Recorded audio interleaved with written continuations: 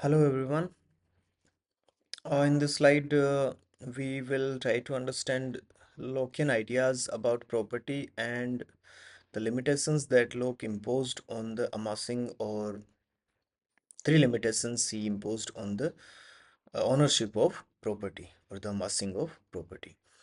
So first of all, Locke is the originator of labor theory of value.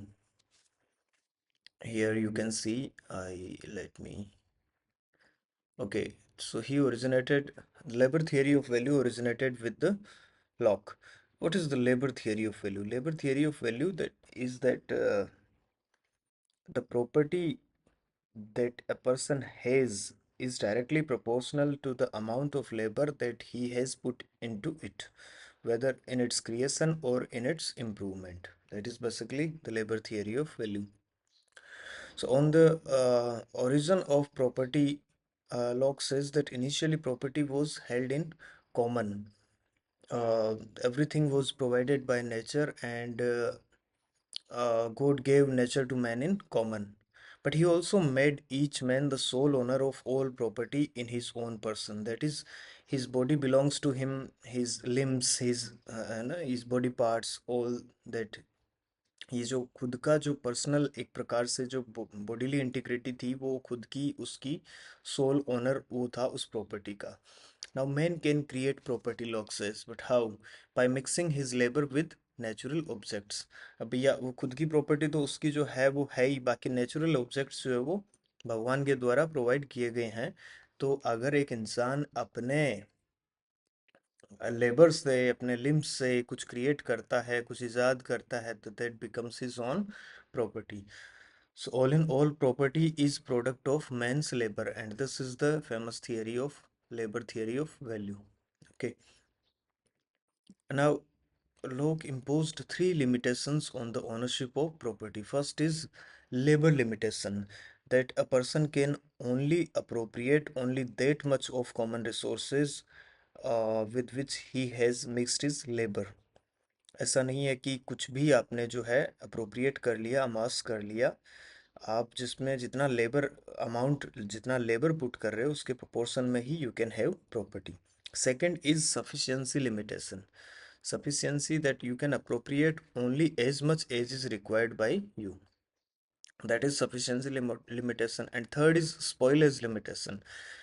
That is, you can acquire things only if you can make good use of it. No, you cannot spoil things. You just acquire it and then you let it go astray. ना कोई मतलब नहीं है, खराब हो जा रही है वो चीज़ जो है. तो these three limitations Locke imposed on the ownership of property. Now, what about the role of state and the property?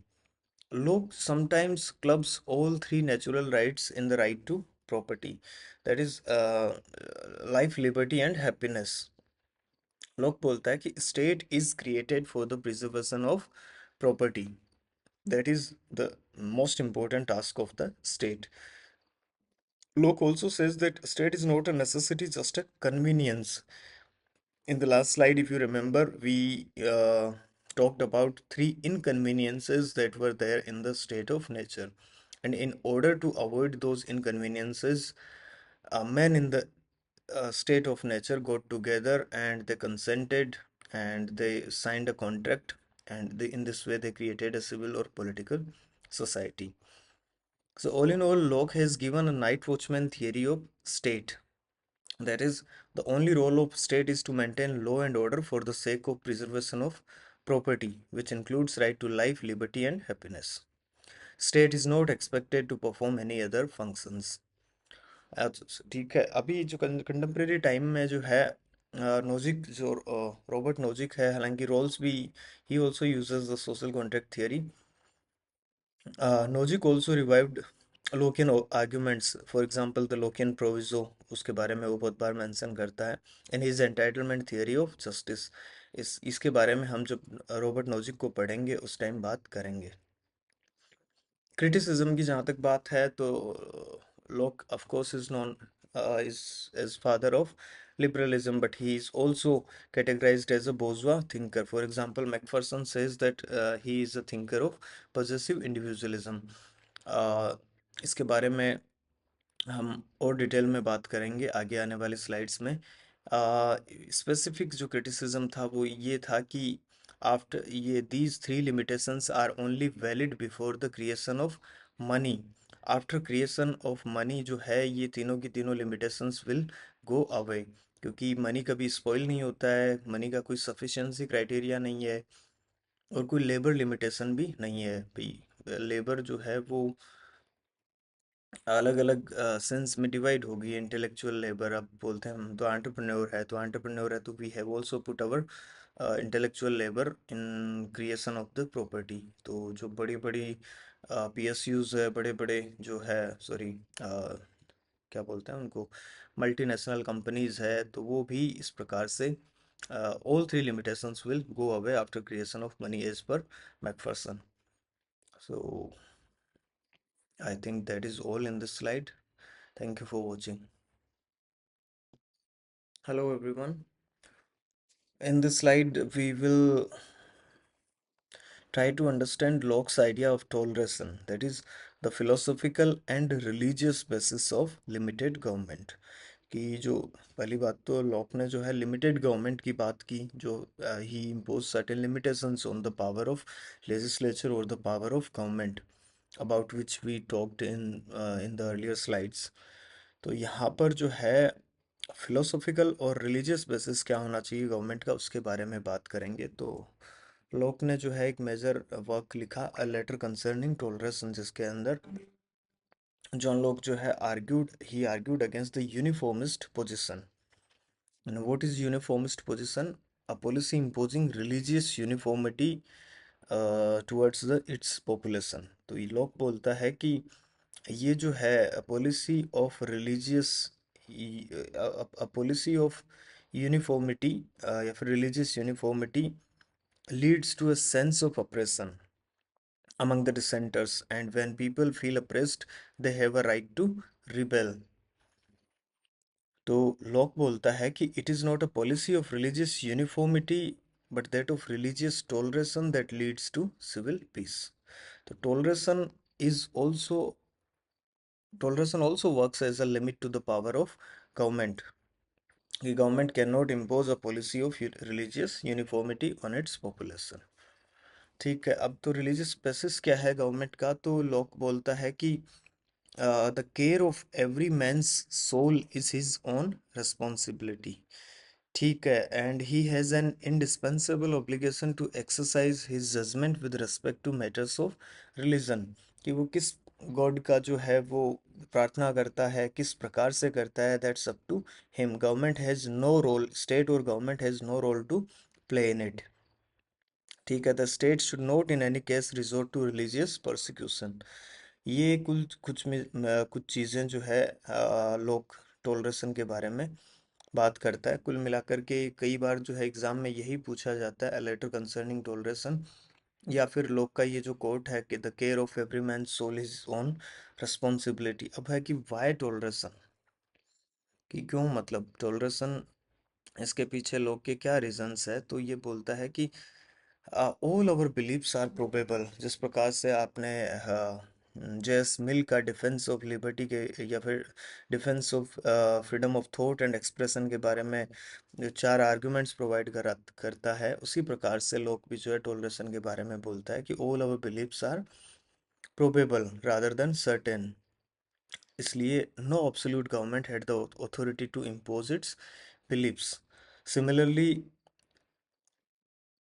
Religious belief is a matter of personal judgement and integrity. तो इस वजह से जो है गवर्नमेंट का जो है कोई अथॉरिटी नहीं है कि वो अपने बिलीफ्स जो है वो इम्पोज करे पॉपुलेशन के ऊपर। हालांकि टॉलरेशन के बारे में भी लोग जो है वो पूरे तरीके से एकमत नहीं था। He also imposed certain limitations on his idea of toleration. तो पहली बात तो यही बोलता है कि no opinion contrary to human society or those of moral values which are necessary for the preservation of civil society are to be tolerated by the magistrate।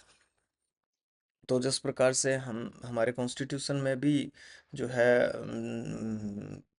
There are various limitations on fundamental rights. ठीक है, उसमें एक तो यही है कि भाई morality है, तो कोई भी ओपिनियन जो है कॉन्ट्रेरी है ह्यूमन सोसाइटी, हालांकि ये बहुत लूज टर्म्स है, किसी भी चीज़ को इसके अंदर क्लब किया जा सकता है। दूसरा जो है लॉक बोलता है कि एथेइस्ट जो है they should not be tolerated. तो इस प्रकार से दो लिमिटेशंस भी लॉक इम्पोज करता है ऑन इस idea of toleration. Hello everyone, इस स्लाइड में हम बात करेंगे कि लॉक का जो थ्योरी ऑफ रेवोल्यूशन है वो क्या था। सबसे पहली बात तो ये है कि वाई मैन रिबेल, ये एक बुक भी है, किसी और ने लिखा है, हालांकि जॉन लॉक ने नहीं लिखा है।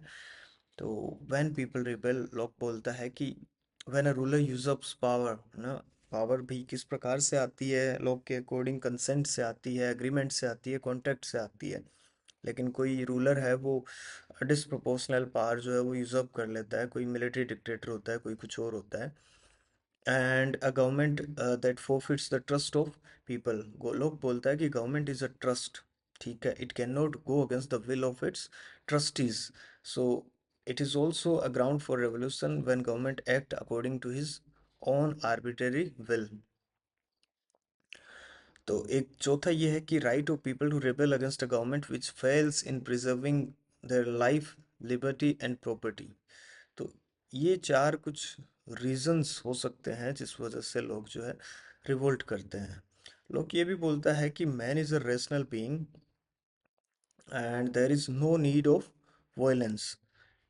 If the people have any grievances whatsoever, they will first try to get redress through legal means. Revolution only works as the last resort। ठीक है, कि भाई गवर्नमेंट खुद ही आर्बिट्रेरी हो गई है, गवर्नमेंट खुद ही ब्रेकिंग द ड्यूली प्रोमोगेटेड लॉज, तो फिर कोई और कोई चारा बचता नहीं है, फिर जो है लोग जो है रिवोल्ट कर देते हैं ऐसी गवर्नमेंट के खिलाफ।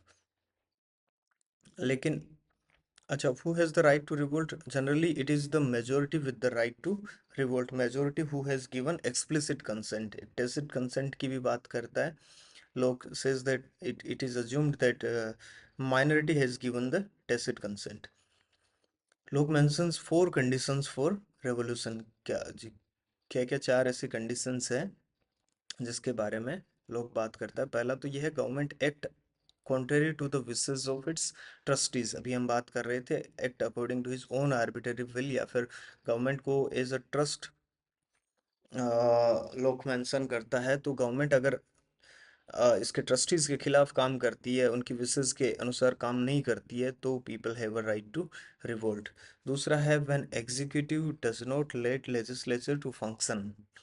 एग्जीक्यूटिव जो है वो बहुत ज़्यादा पावरफुल हो जाती है, जैसे किंग है, मोनार्क है, कोई भी और अथॉरिटी है, प्राइम मिनिस्टर है, प्रेसिडेंट है, वो लेजिस्लेचर की अकॉर्डिंग लेजिस्लेचर को अलाउ ही नहीं करता है फंक्शन करने के लिए, खुद आर्बिट्रेरी पावर अज्यूम कर लेता है। तीसरा है executive does not rule according to the laws made by legislature. तो इस केस में भी it is also a condition. So executive does not rule according to the laws made by legislature, तो it is also a condition for revolution. और चौथा है when government put people under foreign control. ठीक है, तो ये चार major conditions है अकॉर्डिंग टू जॉन लॉक। अगर ये फुलफिल नहीं होती है तो people have every right to revolt against this government. पहला है government act contrary to wishes of trustees, executive को काम नहीं करने देता है, एग्जीक्यूटिव सॉरी लेजिस्लेचर को काम नहीं करने देता है, और एग्जीक्यूटिव जो है लेजिस्लेचर के लॉज के अकॉर्डिंग काम नहीं करता है। और चौथा है government put people under foreign control. अब ये एक चीज़ है इसमें कि क्या होता है अगर गवर्नमेंट जो है डिसॉल्व हो जाएगी, तो क्या हम होप्स की तरह back to state of nature में चले जाएंगे। हॉब्स बोलता है कि fear is the basis of government, contract are mere words, है ना, without swords it is not easy to put them into practice. है ना, आपने हॉब्स का ये स्टेटमेंट सुना है सब लोगों ने। तो fear is the basis of obligation in Hobbes. On the other hand in Locke, dissolution of government या फिर रिबेलियन और revolt is simply a change in government. लोग जो है वो दो पार्ट्स में अपने कॉन्ट्रैक्ट को डिवाइस करता है। जिसमें एक में ये है कि सिविल सोसाइटी के जो स्टेट ऑफ नेचर से लोग जो है असेंबल होते हैं और वो आपस में कंसेंट और सहमति से एक कॉन्ट्रैक्ट साइन करते हैं। इस प्रकार से सिविल और पॉलिटिकल सोसाइटी का निर्माण होता है। फिर ये सिविल और पॉलिटिकल सोसाइटी जो है एक गवर्नमेंट को अपॉइंट करती है। तो अगर चेंज इन गवर्नमेंट होता है तो सिविल सोसाइटी सिंपली जो है, सिविल या पॉलिटिकल सोसाइटी सिंपली एक दूसरी गवर्नमेंट को अपॉइंट कर देगा। तो यहाँ पर हम बेसिक डिफरेंस हॉब्स और लॉक में देखने को मिलता है। अब लॉक जो है डिस्पोजिशन के बारे में अगर बात की जाए तो he was conservative by temperament. ठीक है। एक तो देखो वो ग्लोरियस रेवोल्यूशन को डिफेंड करता है जो कि बहुत ही कंजर्वेटिव टाइप से रेवोल्यूशन था। ये रक्तविहीन क्रांति भी इसको बोला जाता है। इजीली जो है पावर का ट्रांसफर हो गया था और वहीं उसी हद तक जो लोग है रेवोल्यूशन को सपोर्ट करता है। It is generally believed that Locke is above all an apologist of the glorious revolution, perhaps the most conservative of all revolution। ठीक है। तो इस स्लाइड में इतना ही। बाकी हम अगले कुछ स्लाइड्स में अलग और वेस्टर्न पॉलिटिकल थिंकर्स हैं उनके बारे में बात करेंगे, और जॉन लॉक के कुछ मेजर आइडियाज है इसके अलावा भी। Empiricism for example, he says that mind is tabula rasa, ये वो, इन चीज़ों के बारे में भी बात करेंगे।